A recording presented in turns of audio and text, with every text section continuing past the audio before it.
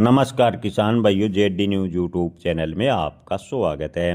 मक्का निर्यात को लेकर स्थिति क्या है? क्या आने वाले दिनों में मक्का के भाव में बनेगी तेजी?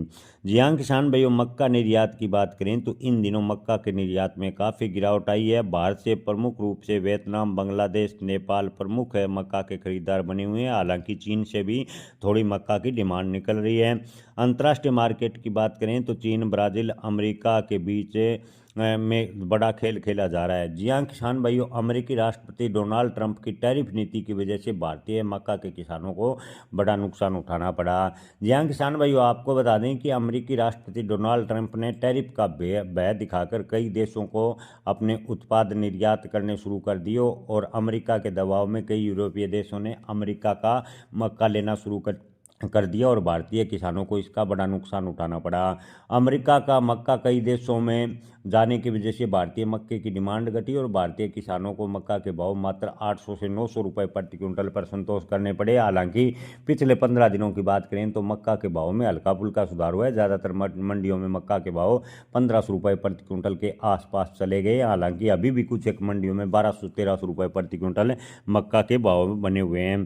किसान भाइयों, मात्रा और मूल्य दोनों के हिसाब से बात करें तो अब की बार मक्का के निर्यात में 58 से 60% की गिरावट देखने को मिली और इसका प्रमुख कारण आपको पहले ही बताएं कि अमेरिकी राष्ट्रपति डोनाल्ड ट्रंप का रहा।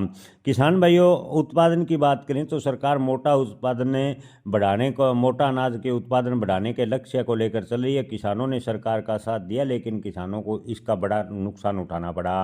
कि जी हाँ किसान भाइयों, मोटे अनाज उत्पादन बढ़ाने में सरकार का साथ किसानों ने दिया और मक्का का जबरदस्त उत्पादन किया, लेकिन मक्का को किसानों को औने पौने दाम पर बेचना पड़ा। सरकार ने किसानों का साथ नहीं दिया। हालांकि सरकार ने कहने के लिए न्यूनतम समर्थन मूल्य की घोषणा की और 2400 रुपये प्रति क्विंटल तय किए, लेकिन मात्र 4 से 5% किसानों को मक्का के न्यूनतम समर्थन मूल्य का लाभ मिल पाया। ज़्यादातर किसान अपना मक्का औने पौने दाम पर बेचने को मजबूर होते रहे, क्योंकि जो एमएसपी पर सरकार की खरीदी है उस पर सरकार ने कई शर्तें लगा दी, जिससे ज़्यादातर किसानों को इसका लाभ भी नहीं मिल पाया और किसान मजबूरन औने पौने दाम पर मक्का बेचते रहे।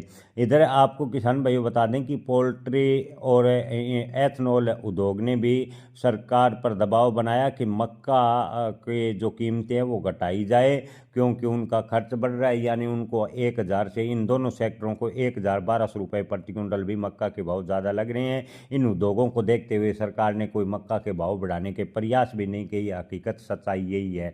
जी हाँ किसान भाइयों, इन दोनों उद्योगों ने सरकार पर लगातार दबाव बनाए रखा है। पोल्ट्री और जो एथनॉल उद्योग है उनको मक्का के दाम बढ़ने पर बड़ा नुकसान होगा, इसलिए सरकार ने केवल किसानों को आश्वासन दिया और मक्का के भाव बढ़ाने के कोई प्रयास नहीं किए और इसका खामियाजा किसानों को भुगतना पड़ा।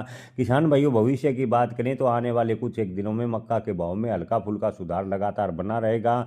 ज़्यादातर व्यापारियों का मानना है कि आने वाले दिनों में लगातार मक्का के भाव में सुधार देखने को मिलेगा। यहाँ से मक्का के भाव में गिरावट होने की उम्मीदें बेहद ही कम नजर आ रही है। जय किसान, धन्यवाद।